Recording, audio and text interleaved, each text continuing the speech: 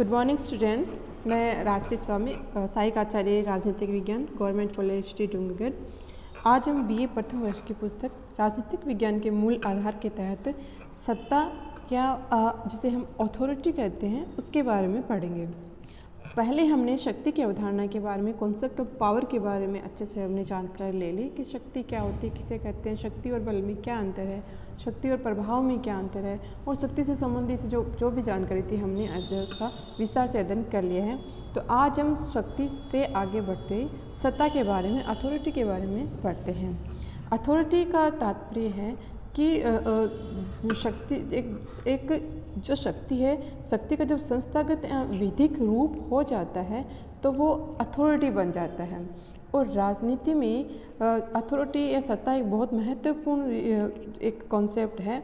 तो सत्ता, इसके संबंध में बायरस्टेड ने कहा है कि सत्ता शक्ति के प्रयोग का संस्थागत अधिकार है, वह स्वयं शक्ति नहीं है। शक्ति अपने आप में सत्ता नहीं हो सकती, लेकिन जब सत्ता में संस्थागत अधिकार आ जाते हैं शक्ति में तो वो सत्ता बन जाती है।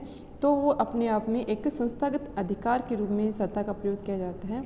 सत्ता दो प्रकार की हो सकती है, औपचारिक व अनौपचारिक। और किसी भी संगठन में वो सत्ता औपचारिक भी हो सकती है, अनौपचारिक भी हो सकती है। जब लोकतंत्र की बात करें तो लोकतंत्र में सत्ता है वो जनता की स्वीकृति या सहमति पर निर्भर करती है। राजनीतिक व्यवस्थाओं तथा राजनीति में सत्ता की मात्रा को बढ़ाना बहुत आवश्यक या महत्वपूर्ण होता है। और राजनीतिक लक्ष्यों की सिद्धि या उद्देश्य को प्राप्त करने के लिए बहुत सीमा तक यह निर्भर करता है कि जो सामान्य जनता है वो किस रूप में व्यवस्था को स्वीकार करती है, उसकी सत्ता को किस रूप में स्वीकार करती है।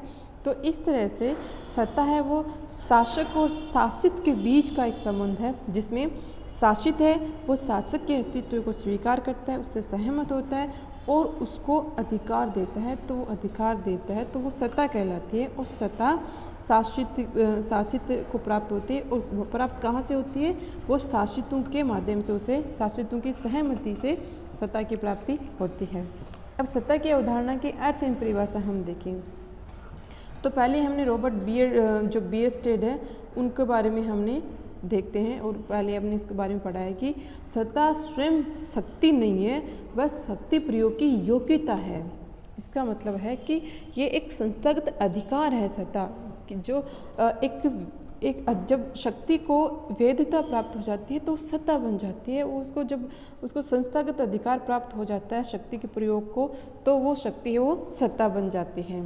तो शक्ति सत्ता में अंतर यह है कि सत्ता को जब सहमति मिल जाती है अधीनस्थों के द्वारा तो वो शक्ति फिर अधिकार बन जाता है, वो सत्ता बन जाती है। आगे बीच ने एक परिभाषा दी है कि दूसरों के कार्यों को प्रभावित करने का औचित्यपूर्ण अधिकार सत्ता है। अर्थात जो दूसरे व्यक्ति कोई कार्य करता है, जो ऊपर का शासक है वो जब कार्य करता है और उस कार्य को करने के लिए जो प्रभावित व्यक्ति हैं उसके औचित्य को स्वीकार करते हैं, उसको अधिकार देते हैं औचित्यपूर्ण, तो वो फिर सत्ता उस व्यक्ति की या उस शासक की सत्ता बन जाती है।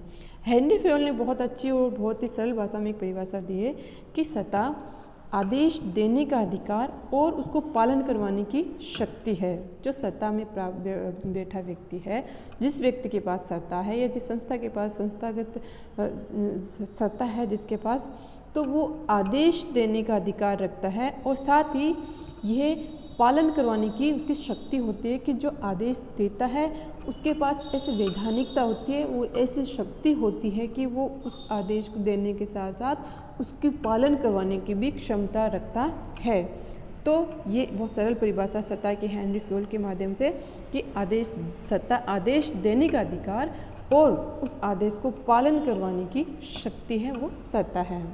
तो यूनेस्को ने इसके संबंध में लिखा है कि सत्ता है वह शक्ति है जो कि स्वीकृत होती है, सम्मानित, ज्ञात एवं औचित्यपूर्ण होती है। यानी कि स्वीकृत किसके माध्यम से होती है? जो अधीनस्थ है उनके द्वारा स्वीकृत होती है और अधीनस्थ उस सत्ता का सम्मान करते हैं, वो स्पष्ट होती है, ज्ञात होती है और औचित्यपूर्ण होती है। जब ये तत्व आ जाते हैं शक्ति में तो वो फिर सत्ता बन जाती है। तो सत्ता का मुख्य आधार है औचित्यपूर्णता या स्वीकृति या सहमति होना। वो जब ये सब शक्ति में ये सब तत्व आ जाते हैं तो शक्ति और सत्ता बन जाती है। इसी तरह से मेरी पार्कर फॉलेट, चेस्टर बर्नार्ड और साइमन ने सत्ता को व्यवहारिक और मनोवैज्ञानिक पक्ष की दृष्टि से समझने की उनकी कोशिश उन्होंने की है। वे सत्ता के प्रसंग के औचित्य में अधीनस्थों की सहमति को बहुत अधिक महत्व देते हैं। उनके अनुसार सत्ता आदेश देने वाले जो उच्च स्तरीय शक्ति है और आदेश का पालन करने वाले अधीनस्थों के बीच सहमति को जन्म देती है। ठीक है, कि सत्ता है जो उच्च अधीनस्थ संबंध पाए जाते हैं। सत्ता में उच्च जो व्यक्ति है वो आदेश देता है और अधीनस्थ उसकी सत्ता को सहमति यानी कि उसको स्वीकार, उसको औचित्य को स्वीकार करते हुए उसके आदेशों को पालन करता है, तो वो सत्ता बन जाती है। साइमन ने बहुत अधिक इसकी परिभाषा देते हुए महत्वपूर्ण परिभाषा दी है। उनके अनुसार अधिकार क्या है? अधिकार सत्ता क्या है? निर्णय लेने एवं अन्य व्यक्ति की क्रियाओं को मार्गदर्शित करने की शक्ति है। ये दो व्यक्तियों के बीच उच्चाधिकारी अधीनस्थ का संबंध है कि और इसमें उच्चाधिकारी वो निर्णय लेता है और ये आशा करता है कि जो अधीनस्थ व्यक्ति है, अधीनस्थ अधिकारी है, वो उसके आदेशों का पालन करेगा। और अधीनस्थ भी ऐसे निर्णयों की आशा करते हैं जो उनके व्यवहार एवं निर्णयों से निर्धारित होते हैं, यानी कि उनकी सहमति पर जो आधारित होते हैं। अधीनस्थ ये उम्मीद करते हैं कि निर्णय ऐसे हो जो उसकी सहमति पर आधारित हो। तो इस तरह से संक्षेप में हम समझ सकते हैं कि सत्ता है वो आदेश देने और उसको पालन करवाने की एक तरह से शक्ति है, जिस शक्ति में जो अधीनस्थ है उनकी सहमति और निर्भर रहती है। उनकी सहमति होती है तो वो फिर सत्ता औचित्यपूर्ण होती है। इस प्रकार सत्ता के दो पक्ष हो गए। प्रथम पक्ष हो गया निर्णय लेने और आदेश देने वाली जो उच्च शक्ति है, जिसे उच्चाधिकारी हम कह सकते हैं, और द्वितीय है जो उस शक्ति को जो प्राप्त है वो अधीनस्थों की सहमति। ठीक है, दो तत्व हो गए कि उच्चाधिकारी द्वारा निर्णय लेने की योग्यता और अधीनस्थों की उसमें सहमति। तो सत्ता इस तरह से हम अच्छे से समझ गए होंगे आप कि सत्ता किसे कहते हैं। सत्ता है वो आदेश देने की और उसको पालन करवाने की शक्ति है, और वो शक्ति है वो अधीनस्थों की सहमति पर निर्भर होती है। तो सत्ता में उच्च और अधीनस्थ का पद सौंपाने जो क्रम है वो पाया जाता है। अब हम आगे बढ़ते हैं कि सत्ता की प्रकृति क्या है। प्रोफेसर बीच हैं ऊपर राजनीतिक वैज्ञानिक, उन्होंने सत्ता को दो प्रकार के प्रकृति को दो प्रकार में विभाजित किया है। पहला है औपचारिक सत्ता, या जिसको फॉर्मल थ्योरी कहते हैं, फॉर्मल सत्ता सिद्धांत है। इसके अनुसार औपचारिक ये कहता है कि सत्ता को आदेश देने का अधिकार है और ये प्रवाह जो ऊपर से नीचे की ओर चलता है। औपचारिक सत्ता में जो सत्ता का प्रवाह है वो पूर्ण रूप से वैधानिक होता है, लिखित होता है, और एक तरह से हम कह सकते हैं कानूनी होता है, और ये उसमें कहीं अनौपचारिकता का तत्व नहीं होता। ये उच्च एवं अधीनस्थों के संबंध के माध्यम से चलाती है। उच्च अधिकारी जो आदेश देता है, अधीनस्थ उस आदेश का पालन करता है। तो ये औपचारिक सत्ता होती है जिसमें जो ऊपर से नीचे की ओर चलता है, और जो विशिष्ट एवं वरिष्ठ अधिकारी जो आदेश देता है उस आदेश को पद सोपान के अनुसार निम्न अधिकारी उसके आदेश का पालन करते हैं। और इस सत्ता के पीछे संगठन की औचित्यपूर्ण शक्ति होती है, और औचित्यपूर्ण यानी कि जो अधीनस्थ है उनकी सहमति पर आधारित होती है, और सत्ता व्यक्तिगत श्रेष्ठता के अनुसार नहीं चलती है, और सत्ताधारी है उसके अंदर जो वेदता की शक्ति है, कानून की शक्ति है, तो उसके माध्यम से वो कार्य करता है। और मैकाइवर ने औपचारिक सत्ता को क्या कहा है? शासन का जादू कहा है। क्या कहा है मैकाइवर ने? औपचारिक सत्ता को शासन का जादू कहा है, क्योंकि इसमें एक व्यक्ति आदेश देता है, चाहे वह अधीनस्थों से बुद्धिमान हो या नहीं हो, चाहे अयोग्य हो, कुछ भी हो, श्रेष्ठ न भी हो, और उसका स्तर चाहे कैसा हो, लेकिन उसकी सत्ता है उसके पास आदेश देने की, तो वो आदेश देता है और उसके आदेशों का पालन जो अधीनस्थ है उनके द्वारा किया जाता है। तो इसमें है औपचारिक सत्ता में सत्ता पद में निर्भर करती है। जो उच्चाधिकारी है उसके पद में सत्ता निवास करती है औपचारिक सत्ता में, और अधीनस्थ उसके पद को स्वीकार करते हैं, उसके सत्ता को, उसके आदेशों का पालन करते हैं। यह है औपचारिक सत्ता। दूसरा सत्ता को उन्होंने स्वीकार किया है सत्ता का स्वीकृत सिद्धांत, एक्सेप्टेंस थ्योरी ऑफ इसको हम कहते हैं स्वीकृति सिद्धांत। तो इस थ्योरी के अनुसार एक्सेप्टेंस थ्योरी ऑफ अथॉरिटी, इसमें जो स्वीकृति का सिद्धांत है ये कहता है कि इसमें जो अधीनस्थ व्यक्ति हैं वो उच्च अधिकारी की सत्ता को सहमति के आधार पर उसको स्वीकार करते हैं, और व्यवहारवादी जो दृष्टिकोण है के जो प्रवर्तक हैं वो इस स्वीकृति सिद्धांत को मानते हैं, और उनके अनुसार सत्ता कानूनी रूप से केवल औपचारिक होती है, किंतु वास्तव में सत्ता या जो आदेश देने वाला अधिकारी है उसकी सफलता इस बात पर निर्भर करते हैं कि अधीनस्थ उसे स्वीकार करें या नहीं करें। ठीक है, स्वीकृति सिद्धांत क्या कहता है, इसे व्यवहारवादी मानते हैं और वो ये कहते हैं कि इस थ्योरी के अनुसार जो सत्ता है वो खाली औपचारिक या कानूनी रूप से जो औपचारिक तो होती है, लेकिन उसका सफलता इस बात पर निर्भर करती है कि जो अधीनस्थ व्यक्ति हैं उस उच्चस्थ व्यक्ति के पद को, उसके सत्ता को स्वीकार करें, उसको सहमति दें, उसको स्वीकृत करें। यदि ये स्वीकृत करता है तो ही वो उस उच्च अधिकारी में सत्ता निवास करते हैं। यदि अधीनस्थ उसकी सत्ता को स्वीकार नहीं करते हैं तो वो सत्ता का स्वीकार नहीं की जा सकती। इस संबंध में चेस्टर बर्नार्ड हैं प्रसिद्ध राजनीतिक वैज्ञानिक, उन्होंने अपनी एक पुस्तक लिखी थी द फंक्शंस ऑफ एग्जीक्यूटिव। पुस्तक का क्या नाम था, the functions of the executive. उस पुस्तक में उन्होंने ये सिद्धांत दिया है कि उन्होंने ये माना है कि कोई भी जो उच्चाधिकारी है उसे स्वीकृति का सिद्धांत हम कहते हैं। जो चेस्टर बर्नार्ड ने जो सिद्धांत दिया है स्वीकृति का सिद्धांत जिसे कहते हैं, उनकी पुस्तक है वो है, उसका नाम है the functions of the executive.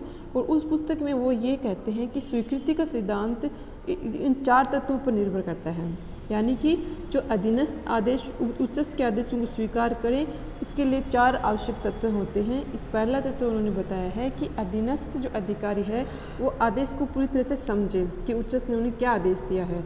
तो पहला तत्व उन्होंने बताया स्वीकृति के सिद्धांत के तहत कि अधीनस्थ उच्चाधिकारी के आदेश को समझे। दूसरा उन्होंने कहा है कि उस समझने के पश्चात वो ये सुनिश्चित करें या उन्हें यह निश्चय हो जाए, ये विश्वास हो जाए कि जो आदेश उच्चस्थ अधिकारी ने दिया है वो संस्था के उद्देश्यों के अनुरूप है।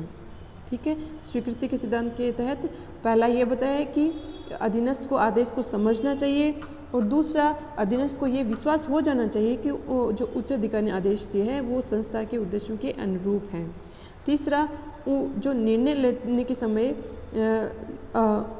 ये जो अधीनस्थ अधिकारी को ये निश्चित हो जाए कि आदेश उसके व्यक्तिगत हितों के भी अनुकूल है। यदि अधीनस्थ को यह लगे कि आदेश उसके व्यक्तिगत हितों के प्रतिकूल है तो उसे स्वीकार नहीं करता। तो ये जरूरी है कि अधीनस्थ ये सहमत हो कि जो आदेश दिए है वो उसके व्यक्तिगत हितों के अनुकूल है। और चौथा उन्होंने बताया कि वो आदेश को मानने के लिए वो अधीनस्थ अधिकारी आदेश को मानने के लिए शारीरिक और मानसिक रूप से सक्षम हो। तो स्वीकृति के सिद्धांत में 4 तत्व आते हैं कि जो निम्न अधीनस्थ अधिकारी आदेश को समझे और वो उसको ये लगे, दूसरा एक उसको ये लगे कि आदेश संगठन के उद्देश्यों के अनुरूप है, तीसरा वो उसमें उससे व्यक्तिगत हितों के अनुकूल लगे, और चौथा वह शारीरिक और मानसिक रूप से आदेश को अनुपालन करने में सक्षम हो। तो ये सत्ता स्वीकृति के सिद्धांत की कहलाती है। आगे हम देखते हैं कि सत्ता के प्रकार क्या क्या हैं। तो सरकार के प्रकार के संबंध में सबसे अधिक जो महत्वपूर्ण विश्लेषण किया है वो है मैक्स वेबर ने। मैक्स वेबर ने सत्ता को 3 भागों में बांटा है और भाषा किस आधार पर है, औचित्यपूर्णता यानी कि स्वीकृति या सहमति के आधार पर उन्हें बांटा है। पहला है परंपरागत सिद्धांत, दूसरा है वैधानिक सत्ता का सिद्धांत, और तीसरा है ग्रीष्मावधि सत्ता सिद्धांत। परंपरागत सत्ता का ये ट्रेडिशनल थ्योरी क्या कहती है कि जब प्रजा या जो अधीनस्थ व्यक्ति हैं वो अधिकारियों के आदेशों को इस आधार पर स्वीकार कर लेते हैं कि भाई ये तो परंपरा के आधार पर होता ही रहा है, ये परंपरा के आधार पर उसको स्वीकार कर लेते हैं कि ऐसा होता रहा है, तो ये सत्ता परंपरागत सत्ता कहलाती है।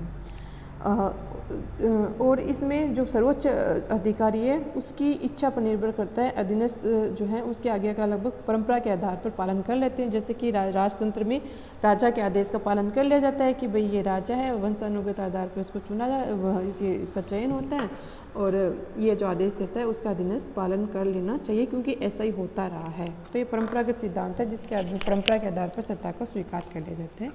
दूसरा है वैधानिक या कानूनी, और इसमें इसके तहत हम समझ सकते हैं कि जब अधीनस्थ किसी नियम को इस आधार पर स्वीकृत करते हैं कि ये उच्च स्तरीय नियमों या विधि के अनुसार इसकी औचित्यपूर्णता सुनिश्चित है, यानी कि कानून के माध्यम से उच्च अधिकारी को सत्ता प्राप्त है, इसलिए अधीनस्थ है उस कानून को जो वैधानिकता को स्वीकार करते उच्च की सत्ता को स्वीकार कर लेता है। और ये सत्ता संवैधानिक नियमों के अंतर्गत धारण किए गए पद से प्राप्त होती है। ठीक है, ये सत्ता किससे प्राप्त होती है? व्यक्तिगत नहीं होती, बल्कि ये सत्ता पद से प्राप्त होती है। चाहे पद व्यक्ति की जो उच्चस्थ पद व्यक्ति कितने उसका कि क्या उसका स्तर क्या हो, चाहे योग्य हो, अयोग्य हो, या फिर अधीनस्थ से अधिक कम जो योग्यता रखता हो, लेकिन उसको व्यक्तिगत सत्ता उसको प्राप्त नहीं होती। वो सत्ता उसे प्राप्त होती है उसके पद के माध्यम से, क्योंकि और पद कहाँ से प्राप्त होता है? उसको कानून और विधि के माध्यम से प्राप्त होती है। तो इस आधार पर अधीनस्थ उसकी सत्ता स्वीकार कर लेते हैं कि इसे पद से प्राप्त सत्ता है, तो ये संवैधानिक या पद विधि के माध्यम से उसको प्राप्त होती है। आगे हम तीसरी है करिश्मावादी सत्ता का सिद्धांत। इसमें जो है अनुयायी होते हैं, जो अधीनस्थ होते हैं, वो अपने प्रिय नेता के करिश्मावादी एवं आदर्शवादी जो व्यक्तित्व के गुणों के आधार पर उसके आदेश का पालन कर लेते हैं, क्योंकि उनका मानना है, जो अधीनस्थ है, कि उनको उन गुणों से इतने अधिक प्रभावी हो जाते हैं, उनके अनुयायी बन जाते हैं अपने नेता के, करिश्मावादी नेता के, उसके व्यक्तित्व के गुणों से, कि वो उसके सत्ता के औचित्य को स्वीकार करते हुए उसके आदेशों का पालन कर लेते हैं। मैक्स वेबर ने बौद्धिक सत्ता को सबसे अधिक महत्वपूर्ण, या वैधानिक जो सत्ता है उसको सबसे अधिक महत्वपूर्ण बताया है, सबसे अधिक प्रबल बताया है, जबकि उन्होंने परंपरागत एवं करिश्मावादी ने जो तत्व हैं सत्ता के, उनको उन्होंने कमज़ोर माना है। आगे हम देखते हैं कि सत्ता प्राप्ति के आधार क्या क्या हैं। तो कोई भी जब सत्ता प्राप्त करता है तो उसका मूल आधार होता है औचित्यपूर्णता। ठीक है, प्रथम आधार क्या होता है? औचित्यपूर्णता। क्योंकि जो सत्ता के आदेशों का जो पालन सत्ताधारी और जो अधीनस्थ के बीच जो मूल्यों की समानता है उस पर निर्भर करता है। जब सत्ता जो उच्च अधिकारी है वही उसकी सत्ता को सहमति के आधार पर यदि अधीनस्थ उसको स्वीकार कर लेते हैं, उससे सहमति जता देते हैं, उसके औचित्य को स्वीकार कर लेते हैं, यदि उसमें औचित्यपूर्णता निश्चित हो जाती है तो वो सत्ता के रूप में स्वीकृत होती है। दूसरा है विश्वास। विश्वास का मतलब है जब अधीनस्थ को अपने उच्चस्थ व्यक्ति पर सत्ता का विश्वास हो, विचारों की एकरूपता हो, दंड विधान, यानी कि कई बार सजा का जब प्रावधान किया जाता है तो भय से भी सत्ता को स्वीकार कर लिया जाता है। अधीनस्थों की प्रकृति, अधीनस्थ सत्ता को स्वीकार करते हैं तो वो चाहते भी ऐसे हैं कि जो जिम्मेदारी है उच्चस्थ के पास रहे, तो अपनी प्रकृति के आधार पर सत्ता को स्वीकार कर लेते हैं। कई बार पर्यावरण का भी दबाव रहता है, इसलिए सत्ता की स्वीकृति कर ली जाती है। इस तरह से सत्ता के स्वीकृति के आधार है, लेकिन सबसे महत्वपूर्ण आधार है जो सत्ता का वह औचित्यपूर्णता, सहमति है। आगे हम देखते हैं कि यहाँ एक सिद्धांत आता है तटस्थता के क्षेत्र का। एक सिद्धांत सत्ता के संबंध में एक महत्वपूर्ण सिद्धांत है, जो अभी मैंने इसमें अपने नोट्स में नहीं है, लेकिन ये हम पढ़ लेते हैं इसके बारे में। तटस्थता का क्षेत्र, ये क्या है? तटस्थता का क्षेत्र का सिद्धांत जो है वो क्या है, इसको हम समझें तो सत्ता को स्वीकार करने के लिए जो अधीनस्थ के पास एक क्षेत्र होता है जिसे तटस्थता का क्षेत्र कहते हैं, और इस क्षेत्र में आने वाले मामलों में जब सत्ता के आदेशों का आंख मीच कर स्वीकार कर लेता है। ठीक है, जब अधीनस्थ व्यक्ति तटस्थता के क्षेत्र का प्रयोग करते हुए अपने उच्च अधिकारी की आंख मानकर उनके आदेशों का पालन कर लेता है, ताकि जो भी उत्तरदायित्व है वो उच्च अधिकारी के पास आए और वो उन उत्तरदायित्वों से बच सकें। इसका तात्पर्य है कि अधीनस्थ व्यक्ति तटस्थता या उदासीनता का प्रयोग करते हुए उच्च अधिकारी का आदेशों का पालन कर लेते हैं, ताकि जब भी कोई उत्तरदायित्व, जिम्मेदारी या जवाबदेही की बात आए तो वो जवाबदेही उन अधीनस्थों के पास न होकर उच्चस्थ के पास ही रहे, उन्हें कोई जवाब ना देना पड़े, क्योंकि उन्होंने तो उच्च अधिकारी के आदेश का पालन किया है। तो वो इस क्षेत्र में उदासीन या तटस्थ हो जाते हैं कि आदेश क्या है या क्या नहीं है, वो सिर्फ इस आधार पर पालन करते हैं कि जब आदेश के संबंध में उत्तरदायित्व या जवाबदेही की बात आए तो उनको आना न पड़े, ये उत्तरदायित्व उच्च अधिकारी का ही रहे। तो इसलिए वो उस मामले में कोई रुचि नहीं दिखाते, जैसा उच्च अधिकारी ने आदेश दिए वो यथास्थिति उसी अनुरूप उसका पालन कर देते हैं। तो ये उदासीनता या तटस्थता का क्षेत्र कहलाता है, जहाँ अधीनस्थ उच्च अधिकारी की आंख मूंद कर बात को स्वीकार कर लेता है। ठीक है। आगे अब हम देखते हैं कि सत्ता की विशेषताएं क्या क्या होती हैं। तो मुख्य रूप से सत्ता की विशेषताएं होती है कि सत्ता औपचारिक होती है, ये निश्चित और विशिष्ट रहती है। इसमें अधीनस्थों की बहुत महत्वपूर्ण भूमिका होती है सत्ता में, क्योंकि अधीनस्थों की सहमति से ही सत्ता की सत्ता है वो स्वीकृत की जाती है। ये संस्थागत और संगठनात्मक होती है, वस्तुपरक होती है और ये कानूनी इसका आधार रहता है और शासक की स्थिति पर निर्भर है कि शासक का व्यक्तिगत गुण क्या है, उसकी पकड़ कितनी है शासन में। जितनी अधिक पकड़ होगी उतनी अधिक उसके पास सत्ता हो रहेगी। ठीक है। अब देखते हैं सत्ता पालन के आधार क्या क्या हैं। सत्ता पालन के आधार में इस संबंध में मैक्स वेबर, मेरी वर्कर फॉलेज और चेस्टर बर्नार्ड ने अपने विचारों को व्यक्त किया है। लेकिन इस संबंध में जो साइमन हैं उनके विचार सबसे महत्वपूर्ण माने जाते हैं। तो साइमन ने सत्ता के पालन के लिए 4 आधार बताए हैं। ठीक है। साइमन के अनुसार सत्ता पालन के 4 आधार हैं। पहला है विश्वास। अधीनस्थ सत्ताधारी के प्रति उसके विश्वास को स्वीकार कर ले, उसके अंदर उसका विश्वास हो जाए तो वो उच्च अधिकारी के आदेशों का पालन करता है। और बहुत जितना अधिक विश्वास गहरा होगा उतना ही आदेशों का पालन करना सरल और स्वाभाविक हो जाता है। और यदि जब विश्वास की वो आघात पहुंचता है तो सत्ताधिकारी के आदेश का पालन करना मुश्किल हो जाता है। तो फिर उसके आदेशों को पालन कराने के लिए जो सत्ताधारी है, उच्च अधिकारी, उसे शक्ति का प्रयोग करना पड़ता है, दबाव का प्रयोग करना पड़ता है। तो विश्वास सबसे अधिक महत्वपूर्ण है सत्ता का पालन करने के लिए। जब अधीनस्थ को विश्वास हो जाए सामान्य जनता को कि शासक उनके पक्ष में है या उनके हितों के अनुरूप है, तो सत्ता उसके पास अधिक सत्ता उसको मिल जाती है, वो अपने कार्यों को सरलता से कर सकता है। दूसरा है एकरूपता। जब विचारों में एकरूपता का तात्पर्य विचारों में एकरूपता है। जब जो उच्च और अधिक जो शासक और शासित हैं उनके विचारों और आदर्शों में यदि एकरूपता हो जाए तो उसका आदेश को बहुत सहजता से स्वीकार कर लेते हैं।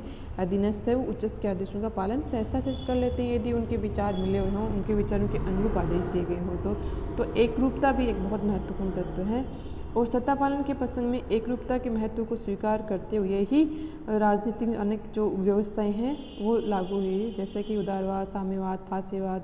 और विचारधारा की एकरूपता के आधार पर ही इन जितने भी वाद हैं इनका संचालन होता है। तो इस तरह से जो राजनीतिक नेतृत्व है अधीनस्थों एवं सामान्य अधिकारियों को नागरिकों को अपने अनुरूप ढालने के लिए, उनके अपने अनुरूप करने के लिए वो प्रयत्न करते हैं। तो जितनी अधिक एकरूपता होगी उतनी अधिक सत्ता का आधार मिलेगा। तीसरा है दबाव। कई बार दबाव और बाध्यकारी शक्ति के माध्यम से भी सत्ता का पालन कराया जाता है। और सत्ताधारी ये प्रयत्न करता है कि उसकी सत्ता के पालन को दबाव के माध्यम से नहीं किया जाए, क्योंकि दबाव से उसके औचित्य है वो नष्ट हो जाता है। तो लेकिन एक दबाव एक साधन है जिसमें सत्ताधारी अपने आदेशों का पालन कराने के लिए जब विश्वास और एकरूपता कम पड़ जाती है तो वो दबाव का प्रयोग करते हुए, दमन का प्रयोग करते हुए अपने आदेशों के अपने सत्ता का प्रयोग करता है। लेकिन ये सत्ता फिर अप्रभावी नहीं रहती। सत्ता में शक्ति की जो सत्ता है उसका स्वरूप या उसका जो आधार है वो कमज़ोर हो जाता है दबाव के संदर्भ में। और तीसरा जो तथ्य है वो वैधानिकता, कि प्रत्येक संगठन में एक कर्म होता है, एक पद सोपानिक कर्म होता है जिसमें उच्च सत्ता जो धारी है उनकी उच्च स्थिति और उसके आदेशों का पालन कराने वाले इन अधीनस्थ अधिकारियों के क्रम पाया जाता है। तो जब सत्ताधारी के आदेशों को वैधता को स्वीकार किया जाता है अधीनस्थों के द्वारा, तो वैधानिकता को स्वीकार करने पर भी सत्ता अधिक महत्वपूर्ण या अधिक शक्तिशाली या अधिक स्थायी हो जाती है। साइमन ने कहा है कि सत्ता को इस मान्यता के आधार पर स्वीकार किया जाता है कि उच्च अधिकारियों का आदेश का पालन किया जाना चाहिए, क्योंकि उसके पीछे वैधानिकता होती है, कानून होते हैं जो उसे सत्ता का अधिकार देते हैं। तो जिस सत्ता के पास वैधानिकता होगी तो वो सत्ता स्वीकृत मानी जाती है, स्वीकृत अधीनस्थों के द्वारा प्राय स्वीकृत कर ली जाती है। तो यदि ऐसा नहीं हो तो सत्ता में वैधता का संकट खड़ा हो जाता है और तब सत्ता की प्रभावशालिता को आघात पहुंचता है। तो ये जो 4 तत्व हैं सत्ता के पालन करने के आधार हैं: विश्वास, एकरूपता, दबाव और वैधानिकता। अब हम पढ़ते हैं कि सत्ता की सीमाएं क्या क्या हैं। सत्ता की अब सीमाएं देखें तो सबसे पहले आते हैं प्राकृतिक सीमा, यानी कि जो संविधान का जो मूल अधिकार का उल्लेख किया जाता है संविधान में, और संविधान के माध्यम से आम जनता को या लोगों को मूल अधिकार के रूप में उनको अधिकार दिया जाता है।